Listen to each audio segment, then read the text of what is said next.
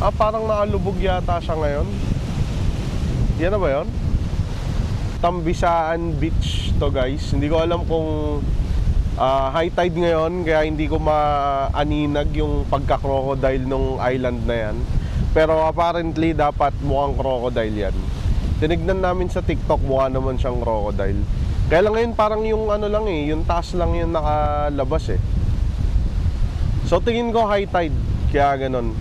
Kung gusto mong pumunta dun sa mismong Crocodile Island, pwede ka mag-boat. Pero kami, hindi na kami mag-boat. Ang purpose naman natin dito yung Boracay Loop. So balik na tayo ng D-Mall para makumpleto na natin yung Boracay Loop natin. Let's go!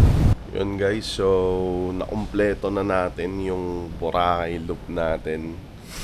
Kanina pagkadating natin dito sa D-Mall, umuwi muna kami sa Airbnb. Natulog kami saglit, mga 1 oras. Tapos ngayon, check out muna kami. Tapos magche-check in kami doon sa next na Airbnb. Tara!